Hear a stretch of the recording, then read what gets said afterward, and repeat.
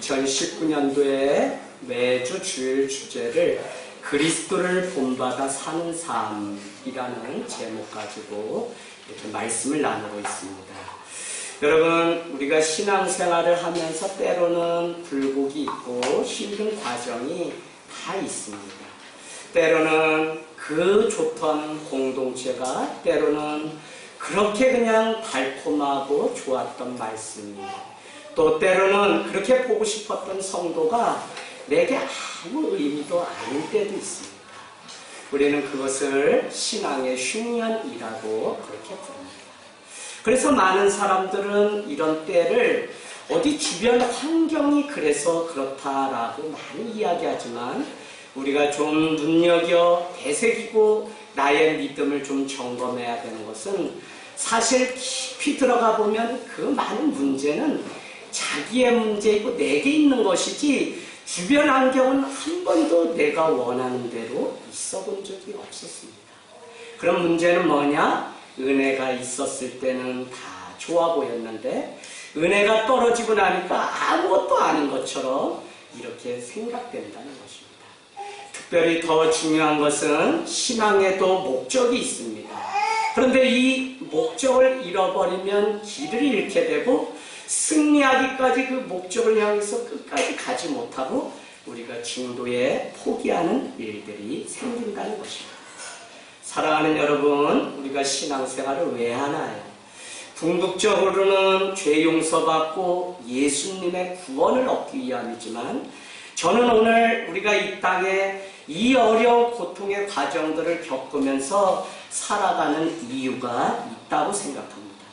그것은 다른 것이 아니라 예수 그리스도를 본받아 사는 것이며, 그분을 닮아가서 그분을 닮는 훈련을 통해서만 구원을 얻을 수 있기 때문에, 주님은 오늘 우리의 삶이 그리스도의 향기 편지로 빚어가시기 위해 이런 저런 아픔들을 우리에게 주신다는 것입니다.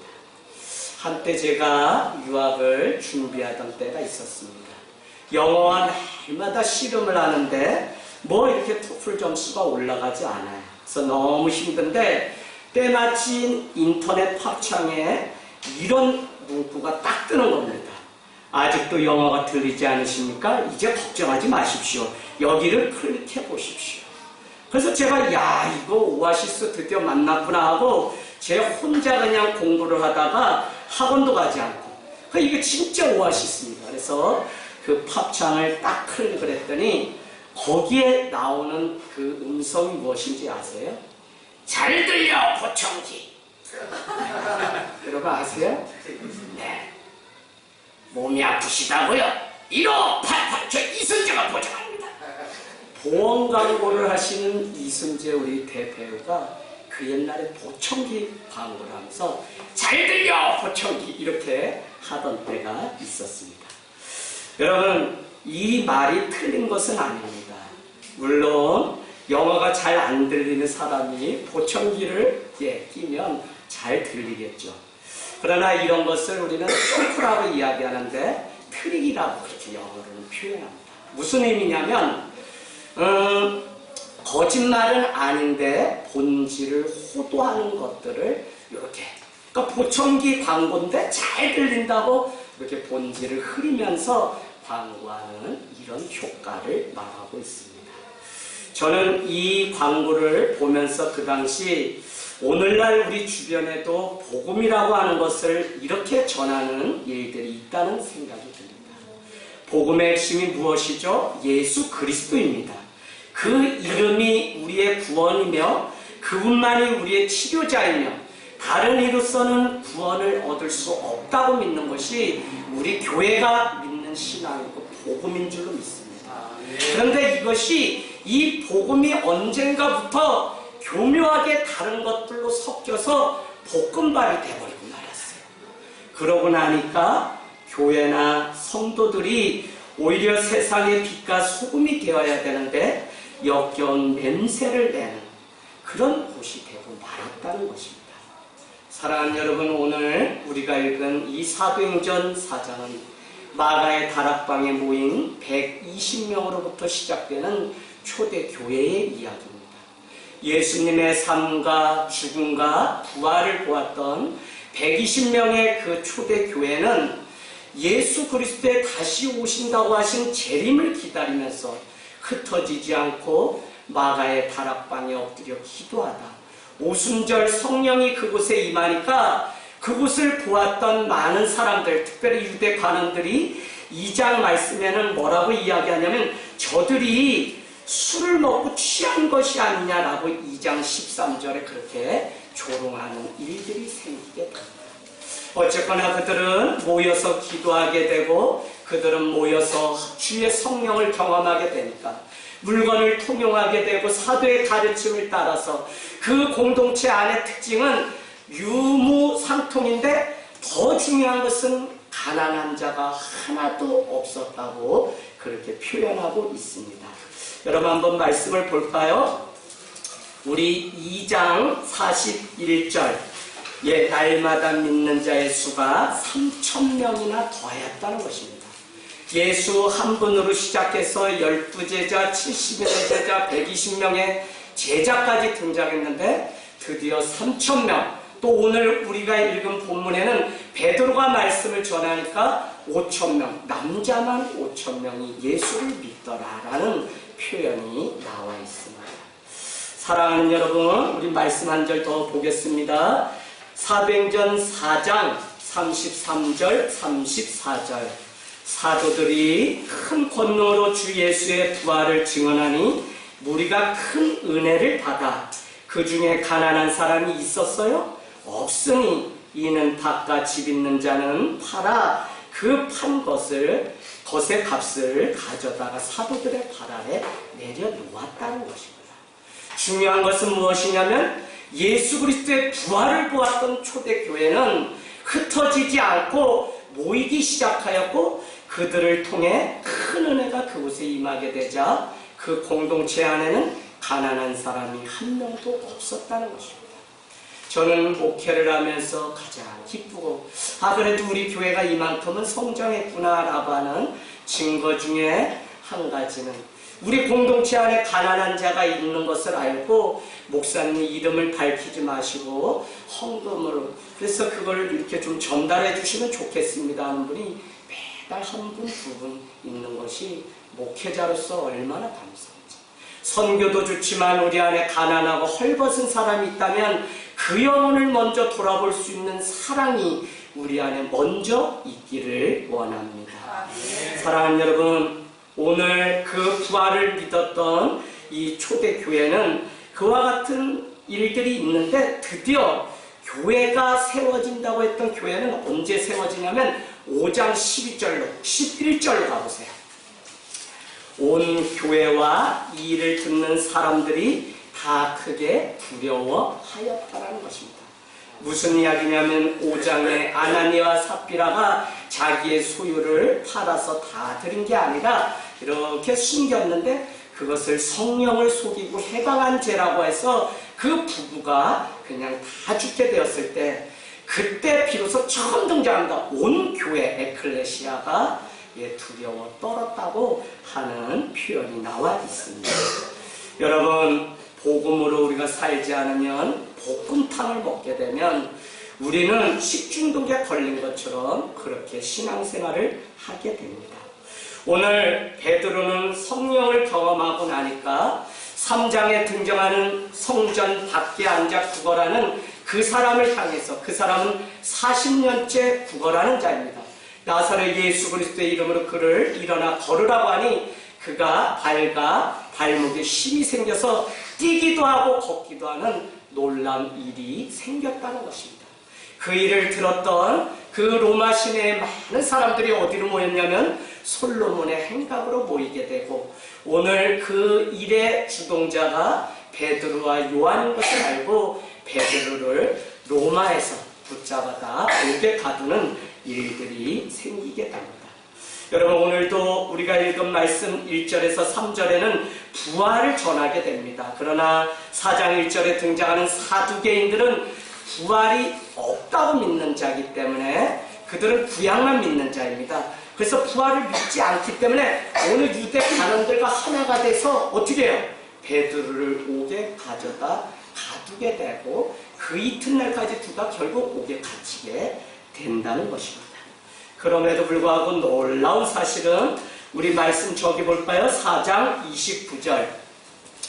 베드로 사도, 오늘날로 말하면 자기들의 목회자인데 옥에 복음을 전하다 갇혔음에도 불구하고 그들은 우리 목사님 빨리 옥에서 나오게 해주세요 라고 기도했나요? 그렇지 않아요. 4장 29절 주여 이제도 그들의 위협함을 굽어 보시옵고 또 종들로 하여금 담대히 하나님의 말씀을 전하게 하여 주시옵소서 하고 기도했다는 것입니다. 성령이 얼마나 뜨거운지 그 베드로 사도가 지금 옥중에서 빨리 풀려나게 해달라고 기도를 해야 되는데 그렇게 하지 않고 어떻게 해요? 이렇게 기도합니다. 뭐라고요? 담대히 하나님의 말씀을 전할 수 있게 해달라고 기도하는 초대교회의 모습을 보게 됩니다. 정혜경 집사님, 제가 복음을 전하다가 여기 오산 화성 경찰서에 제가 잡혀갔어요. 그러면 집사님 뭐라고 기도하시겠어요?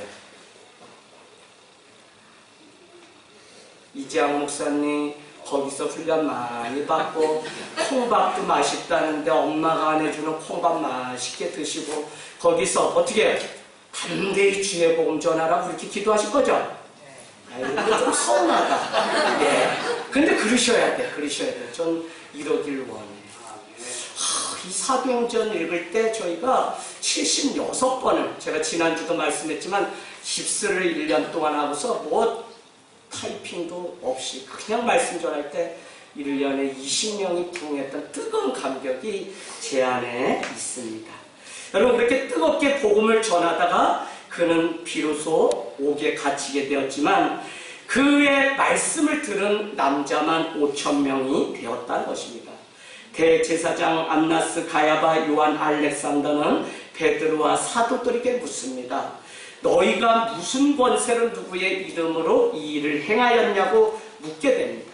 그때 베드로는 대답하기를 10절에서 12절에 보니까 너희와 모든 이스라엘 백성들은 알라. 너희가 십자가에 못 박고 하나님이 죽은 자 가운데서 살리신 나사렛 예수 그리스도의 이름으로 이 사람이 건강하게 되어 너희 앞에 섰느니라. 이 예수는 너희 버린 돌로서 진 모퉁이의 머릿돌이 되었느니라. 다른 이로서는 구원을 받을 수 없나니 천하 사람 중에 구원을 받을 만한 다른 이름이 우리에게 주신 일이 없습니다. 아멘. 예수의 이름만이 우리의 구원자이고요. 우리가 교회 나오면 병 고칠 수 있습니다. 자식이 잘 됩니다. 라고 우리가 말은 할 수 있겠죠. 그럼에도 불구하고 이것은 하나의 트릭에 불과합니다. 복음은 그것을 가르치는 것이 아니라 복음을 이것을 호도하는 것이라고요. 우리 믿음 안에 빠지면 안 되는 것이 무엇이냐면 예수 그리스도의 이름을 전해야 된다는 사실을 우리에게 가르쳐주고 있습니다. 아무리 어려워도 우리의 뜻대로 되지 않는다고 해도 우리는 예수의 이름으로 사는 자만 구원을 얻게 됩니다. 여러분 예수의 이름을 증거할 때 그 안에 예수 이름의 능력이 비로소 모든 자를 변화시키고 예수 그리스도의 이름이 전해질 때 비로소 내 안에 담대함을 가지고 변치 않는 그 믿음으로 우리는 그 자리가 순교하는 자리일지라도 마지막까지 신앙 고백이 흐트러지지 않고 살 수 있어요. 저는 이 사도행전을 읽을 때마다 오늘날 정말 썩어 문드러지는 이 교회와 성도와 목회자들의 삶을 볼 때마다 얼마나 눈물이 나죠. 왜 우리가 이렇게 속아서 살아야 되는지. 아니 이게 살살 우리를 지금 뜨거운 불로 좋은 곳으로 안내해가지고 살살 우리를 죽이는 작전인데 정작 교회는 이 사실을 알지 못하고 안락하고 편안함만 쫓아가는 그런 신앙인 것이 너무 안타깝습니다.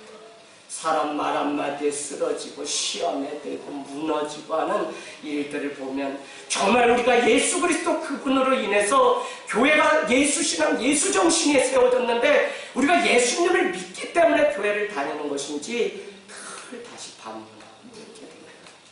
여러분 아버지가 교회를 다니셔서 교회를 와요. 우리 아들 저기 있어요. 이용아 친구들과 손흥민 리버풀 경기를 친구네 집에 가서 보겠다 그래서 어제 허락해달라 그래서 어제 허락해줬어요. 저 녀석이 아버지 때문에 억지로 교회 다니면 나중에 교회 안 다니게 내가 두려워서 아이고 둘째 아들도 보냈는데 다 돌아오더라고. 너 가봐라 하고 보냈어요. 아침 10시 됐는데 애가 코빼기도 안 보이고 11시가 다 되는데 제가 전화를 월랑했죠. 일어났냐? 아들 했더니 아이 그제서 겨우 일어나가지고 씻으려고. 아유 오늘 예배 못 올 뻔했어요. 저 아들. 사랑하는 여러분, 그럼에도 불구하고 그 안에 예수 그리스도의 그 생명, 그 능력을 맛보았다면 그것 때문에 우리는 이 마지막 때에도 예수 그리스도 향해서 걸어가는 인생인 줄로 믿습니다. 언젠가 홍익병원 목동에 있습니다. 사역할 때 뇌암에 걸려서 숨만 쉬고 있는 며칠 남지 않은 4살짜리 소녀를 만났습니다. 직원들 또 병실에 한 1,500개 베드에 이 방송이 한 10분 메시지가 매주 월요일에 나갑니다. 그곳을 한 5년 섬겼는데 그곳에서 스님도 만나서 세례도 주고 죄수가 되어서 옥고에 치르고 그 수갑을 찬 채 암이 걸려서 사복경찰이 지키는 그도 몇 번의 복음을 듣고 마지막에 세례 받고 싶다고 해서 세례를 주는 일이에요. 여러분 정말로 스님 머리 위에 손 얹을 땐 떨리대. 아니 그럴 줄 몰랐죠. 머리 뒤집어 쓰고 모자 입고 있어서 목사님 이분은 꼭 예수 믿어야 된다고 간호부장 권사님이 그래서 막 올라가서 세례를 준비해서 하려고 하는데 모자는 벗으셔야 되잖아요. 벗자마자 평생 스님으로 살아서 그런지 병원에 계시는데도 머리카락 하나도 없는데 반질반질한 게 참기름 발라놓은 거고 손을 얹는데 내 손이 막 떨려요. 그래도 어떻게 해요? 예수의 이름으로 세례를 주었던 일들이 있습니다. 그 병원에서 4살짜리 암에 걸린 소녀를 만났을 때 그의 부모는 교회도 다녀본 적이 없고 할머니도 병실을 지키고 있는데 두려움에 가득 차 있는 것입니다. 간호사 선생님이 기도하면서 저에게 요청을 해서 병실에 올라가서 기도를 해달라고 하는데 의사는 이미 사망 최종 진단을 내렸고 간호사들도 날마다 안 좋아져서 오늘날 버티기 어려우니까 목사님 세례 주시면 어떨까요? 라고 해서 제가 올라가게 된 것입니다. 근데 올라가면서 제 마음이 얼마나 힘든지 가서 뭐라고 말해야 되는지 모르겠더라니까요. 이 아이가 죽기는 죽는데 예수 믿고 죽었으면 좋겠다고 말을 해야 될지 아니면 하나님께서 반드시 이 아이를 고쳐준다고 이야기를 해야 될지 마음에 그때 안수받고 얼마 되지 않아서 막 갈등이 옵니다. 그 병원 문을 열고 병실 문을 열고 들어갔습니다. 부모는 울고 있고 할머니도 울고 있고 저희도 가서 간호사 3분과 같이 세례를 주려고 하는데 그냥 눈물이 쏟아져서 얼마나 울었는지 모릅니다. 하나님은 조혜민이를 사랑하시고 지금도 혜민이와 함께 하십니다. 혜민이가 예수님을 영접하면 예수님께서 혜민이의 몸과 영혼을 어루만져 주실 겁니다. 그리고 하늘나라에 대한 소망을 우리에게 주실 것입니다. 라고 제가 기도를 하고 우리 간호사 한 분이 지혜롭게 시편 23편 말씀을 읽기 시작합니다.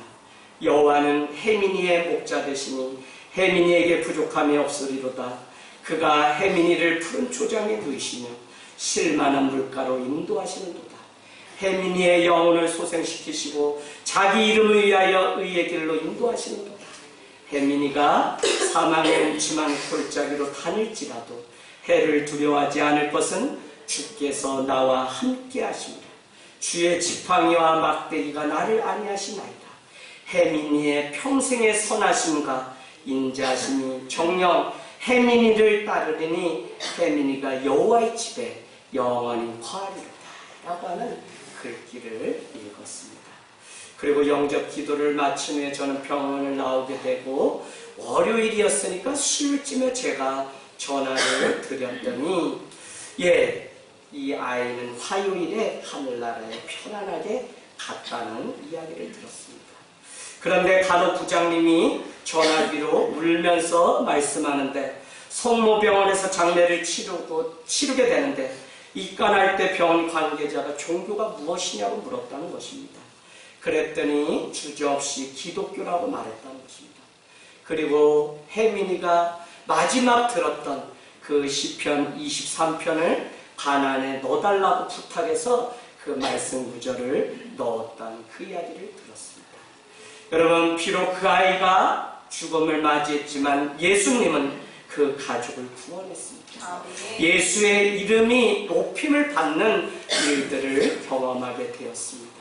사랑하는 여러분, 항상 인생 가운데 담대하기를 원합니다. 히브리서 10장 35절 36절은 그러므로 담대함을 버리지 말라. 뭐라고요? 큰 상을 받는다고 말씀합니다.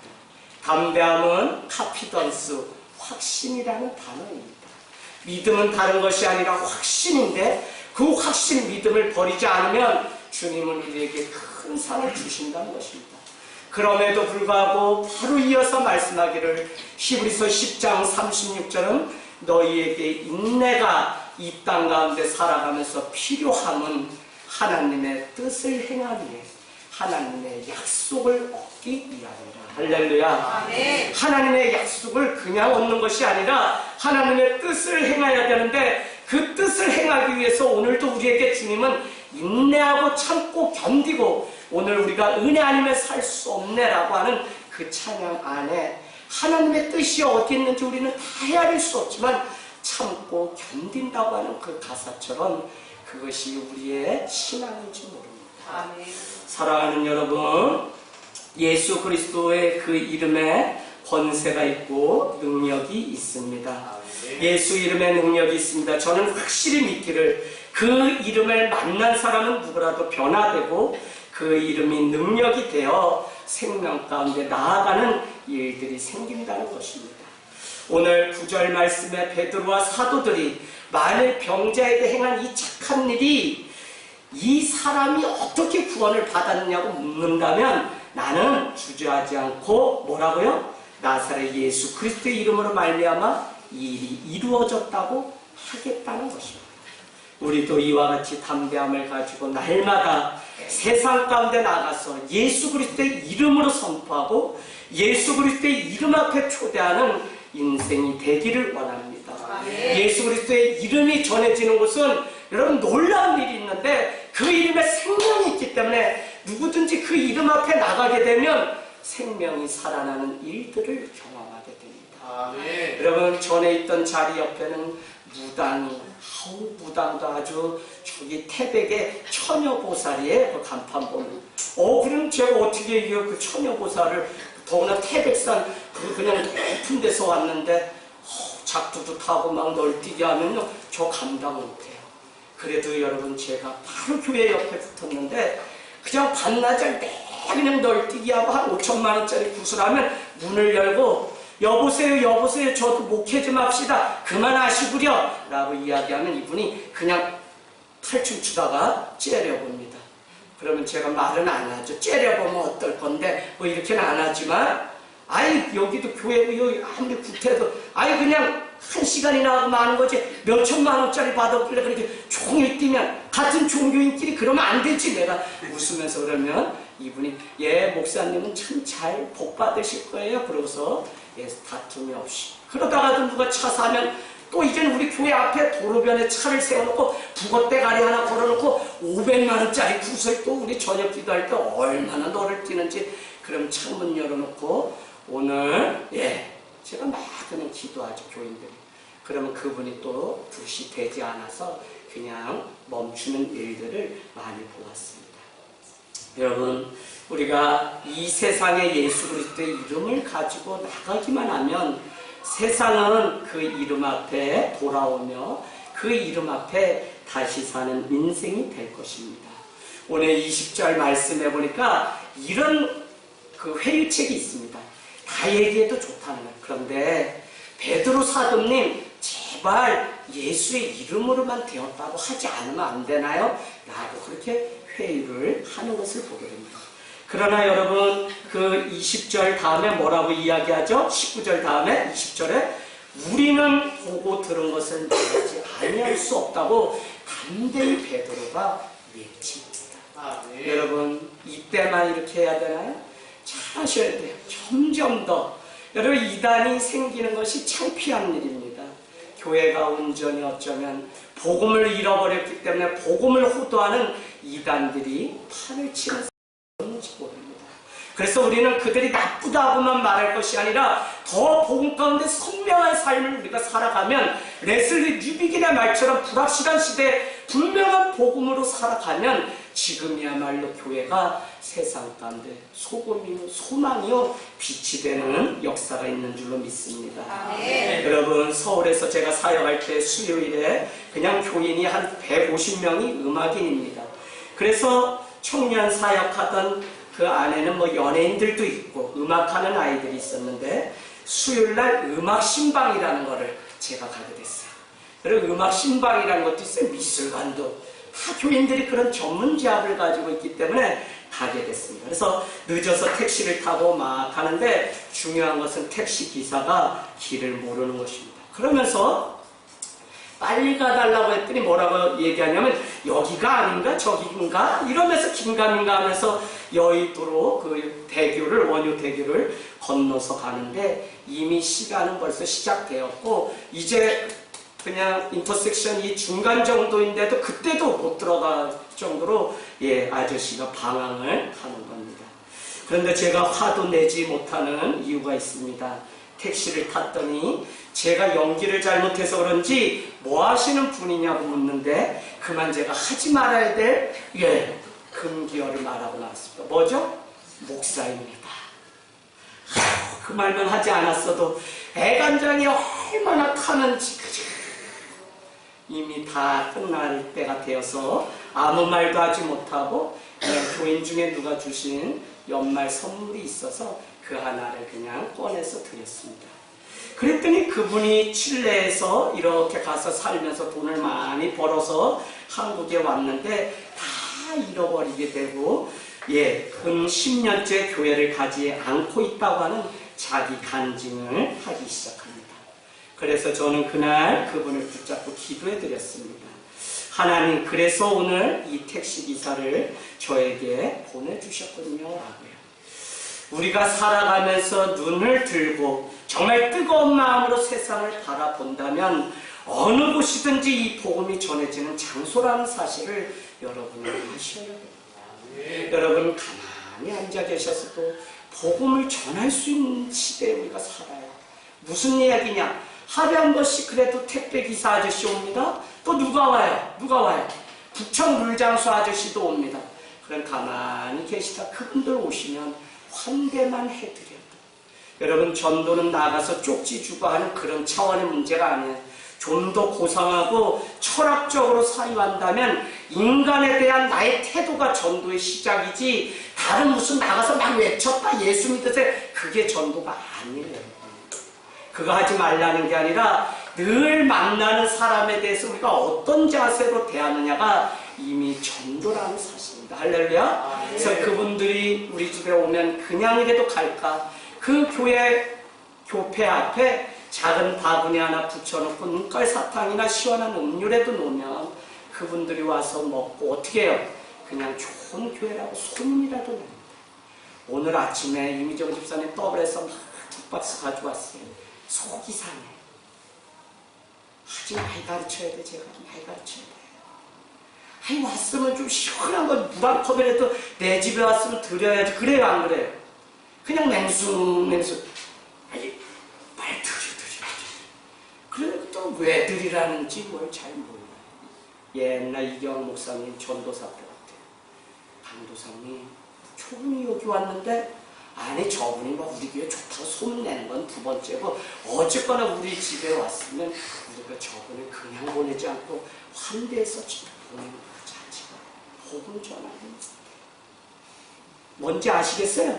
전도 여러분 전도대 모이세 특공대라고 했죠? 막 특별한 뭐 전도대 막 모이라고 하는데 그런 거 아니더라도 우리의 삶 속에서 복음을 전하는 일이 얼마나 많죠. 아이 축구하는데 그냥 찾아가서 같이 놀다가 형님이라고 했더니 아이 목사님이 날 형님이라고 하네? 그분이 무슨 사업을 실패하고 그냥 주일 준비하는 저녁에 전화가 새벽 2, 3시에 왔어요. 그런데 만취가 돼서 오산이 자살률 1, 2인데 그분이 나 죽겠다고 막 하면서 자살하겠다는 거예요. 그래서 제가 형님 어디세요? 기다리세요 했더니 우리 집사람이 옆에 듣고 있다가 당신은 옛날에 우리 가르쳐 주신 목사님처럼 그렇게 좀 안 했으면 좋겠더니 어쩜 그렇게 목회를 똑같이 하는지 밤에 나갈 거야. 아니 사람이 죽겠다는데 목사가 나가야지. 예, 조금만 기다리세요. 제가 갔다 올게. 새벽 2시에 갔다가 새벽 5시에. 그런데 그분이 하시는 말씀 뭐냐면 내가 죽기 전에 그래도 아우한테 회 한 접시 내가 대접하고 죽고 싶다고 그 새벽에 전화를. 여러분 다른 거 아니라 그냥 아이 때문에 축구 차다가 만난 학교인데 그냥 형님 힘드시죠? 어렵죠? 그냥 그러면서 친구 됐는데 그분이 그 계기를 1년에 한 번씩은 교회 나오시는데 지난주에 저보고 맛있는 회 냉면 알아놨다고 만나자 그래서 만났어요. 형님 이제 6월에는 한번 교회 오실 때 됐는데 1년에 한 번은 오셔야지. 그랬더니 아이 노력은 하는데 잘 안 돼요 목사님. 그래서 아유 형님 그러면 올해는 2번만 오셔. 6월하고 11월에 작은 음악회 할 때 2번만 오세요. 그랬더니 고개를 끄덕였습니다. 여러분 제가 잘했다고 하는 것이 아니라 우리가 복음을 전하려고 하는 이 뜨거움, 예수 그리스도의 그 이름이 생명이라는 사실을 알고 내가 그 이름을 따라서 날마다 살아가는 삶이면 우리는 보고 들은 바를 전하지 않을 수 없다니까요. 내가 뭐 어디를 방문하든지 누굴 만나든지 그곳에 다 복음을 전할 곳이지 전하지 못할 곳이에요. 개가 있으세요? 개 때문에도 복음 전합니다. 여러분 목회자는 개 때문에 어려워요. 신방할 때 개 있는 집에 가면 조심해야 돼요. 식사기도 하는데 개가 그냥 얼마나 맛있게 하는지 권사님이 그것도 모르고 목사님이 해서 국산 이거 제가 사왔어요. 목사님 맛있게 드세요 하고 쭉 찢어서 이 고등어 주는데 제가 그거를 안 먹었겠어요? 먹지. 그까짓 거 먹고 말지. 사랑으로 먹어야지. 먹고 났더니 그날 속이 안 좋아서 그 다음에는 남의 집에 가서 개가 있으면 눈 뜨고 저는 식사기더니 얼마나 개가 저보다도 먼저 아마 걔도 은혜 받아가지고 그죠? 먼저 먹나. 저는 시골에서 광견병 걸린 개한테 물려가지고 상처가 있어가지고 아버님이 된장을 탁 발라놨더니 한여름에 썩는지도 모르고 그래서 담배째를 또 갖다가 막 그게 뭐 황이라고 막 갖다 붙였는데 결국은 썩어가지고 쉼터가 다리 이만한 게 지금도 있어요. 걔가 너무 무서워요. 그런데 서울에 가서 목회하다 제가 왜 왔냐면 어느 날 막 아침에 뜨겁게 말씀 새벽에 전했는데 막 잠에 한 사람이 막 이렇게 싱글인데 쫓아오더니 목사님 어떻게 해요? 막 울면서 그래서 왜 그러냐 했더니 우리 누구가 죽었다는데 결론은 뭐냐면 우리 얘 구원받을 수 있냐 그러는데 제가 참 그때 목회 위기가 오대요. 그래서 그냥 기도해드리고 말았던 적이 있습니다. 여러분 이웃에 개가 있으면 놀이터 나가서 개 이야기 하다가도 복음 아유 요놈 착하다 요놈 착하다 너도 말씀 들어야 되겠다 예수를 믿다 구원받는다 이러고 어머니가 아이 뭐라 그러겠어요. 또 이제 이 주머니에다가 개 밥도 좀 가지고 가시고 그거 사람 먹어도 좋은 거예요. 나도 좀 먹고 개 밥도 주면서 예수 믿고 구원받 주인이 다 듣고요. 교회 다니세요?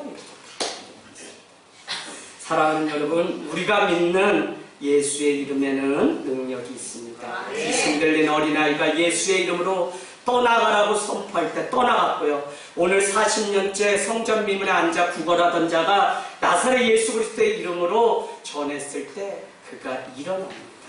그런가 하면 2-3 사람이 내 이름으로 모인 곳에 나도 함께 하겠다고 말씀하고 있습니다. 우리는 하나님의 이름으로 기도한다고 하지 않고 기독교는 그의 아들 예수 그리스도를 믿어야 구원 얻기 때문에 예수 그리스도의 이름으로 기도합니다라고 하는 분명한 신학적인 목적이 있습니다.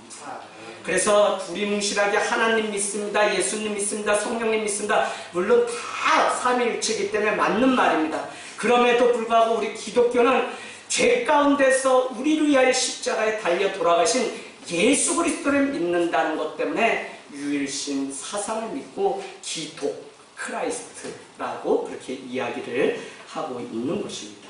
저는 우리가 죽기 전에 꼭 경험해야 될 것이 있다면 내 삶에 찾아온 죽음 앞에서 예수의 이름으로 일어나 걷는 체험이 반드시 우리에게 있어야 됩니다.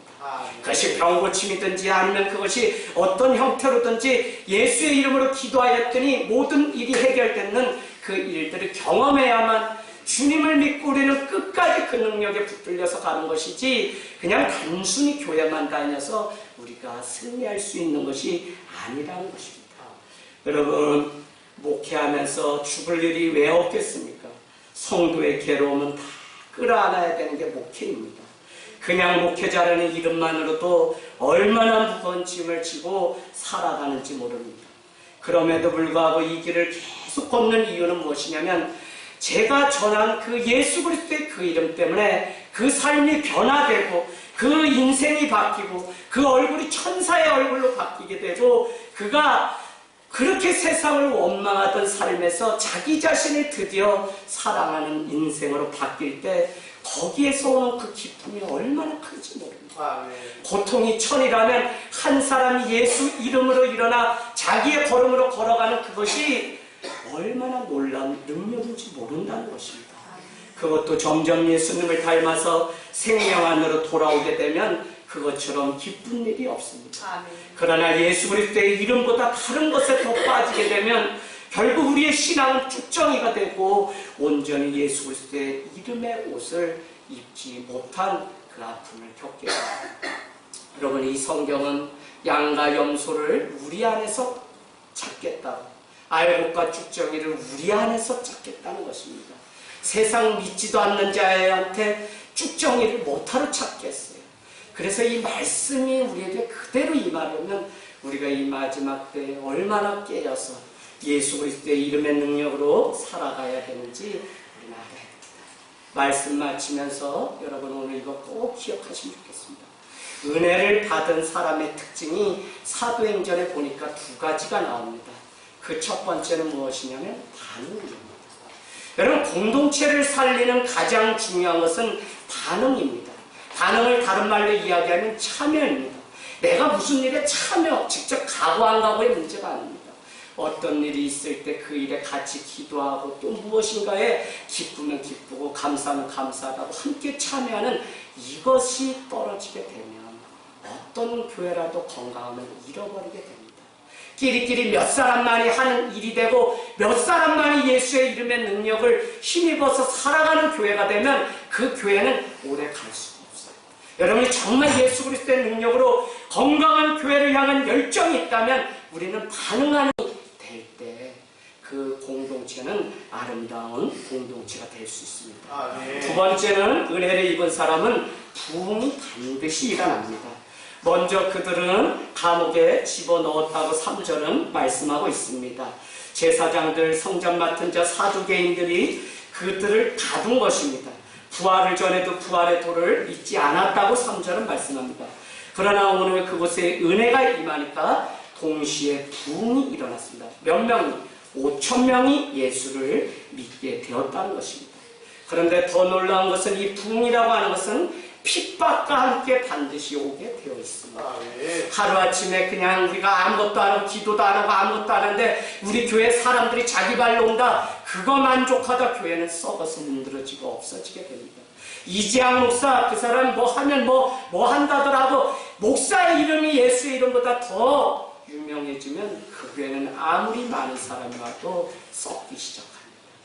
여러분, 소위 대형 교회가 되는 이런 그 메커니즘이 뭐냐면 그냥 목회자가 탁월하고 유명하기 때문에 그 명성만으로도 사람들이 와서, 그러나 그들이 신앙을 갖고 예수 그리스도의 이름 앞에 신앙생활하는 게 아니라 바로 뭐예요? 그냥 목사, 어느 교회 다닌다, 그냥 우리 목사님 누구다에 만족하면서 살아가는 어처구니 없는 모습을 보게 됩니다. 그래서 저는 핍박이 없이는 부흥이 오지 않는다는 사실을 사도행전을 통해서 보게 됩니다. 우리도 믿음이 자라고 우리 삶의 부흥이 되려면 핍박도 부담도 책임도 우리가 감당해야 됩니다. 왜냐하면 예수 그리스도께서 우리에게 생명을 주셨기 때문에 그것은 당연한 과정입니다. 그렇기에 계속적으로 사도행전 1장 8절은 하나님의 때가 언제냐고 묻는 초대교회의 사람들에게 너희는 그 때와 시기를 알 바가 없다고 말씀하시고는 이렇게 말씀합니다. 성령이 임하면 권능을 받고 온 유대와 사마리아 땅끝까지 이르러 내 증인이 되리라고 말씀하고 있습니다. 여러분, 다른 것이 아니라 목숨을 내놓는 그 상황이 우리 삶 가운데도 반드시 있을 것입니다. 결국 신앙생활은 예수님 그 이름을 끝까지 붙잡고 그분 안에서 살아내는 것입니다. 얼마 전 송봉호 교수님이 쓴 책 중에 예수 없는 예수교회 베스트셀러가 된 적이 있습니다. 많은 교회가 예수님을 믿는다고 하면서 그 안에 있는 성도들이나 목회자의 삶이 예수님이 함께 하지 않는 것처럼 살아간다는 것입니다. 예수를 입술로 신하지만 그들은 구원을 얻지 못하는 안타까운 일들이 있다고 말씀하고 있습니다. 저는 여러분에게 야고보서 36회를 말씀하면서 믿음 또 다른 삶이라고 행함을 강조했습니다. 야고보서는 지푸라기 서신이라고 하며 마틴 루터 때부터 읽혀지지 않던 복음서입니다. 그럼에도 불구하고 우리가 다시 야고보서를 재해석하는 이유는 무엇이냐면 삶의 부분을 강조했다고 해서 믿음 없는 삶을 이야기한 것이 아니라 믿음이 있다면 그 믿음이란 삶까지 살아내는 것을 믿음이 있다고 하지 그냥 우리의 입술로 예수를 신했다고 해서 구원받는 일이 아니라는 사실을 여러분과 함께 나눴습니다. 여러분, 오늘부터 우리의 삶 가운데 안에 하늘 땅 교회가 조금 더디고 못생기고 천천히 가도 한 사람이 회심해서 온전한 교회를 세워지고 그 일들을 위해서 우리가 먼저 변화를 얻고 예수 그리스도의 이름의 능력을 가지고 세상 온누리에 퍼져서 열방을 치유하는 삶이 되기를 주님의 이름으로 축복합니다.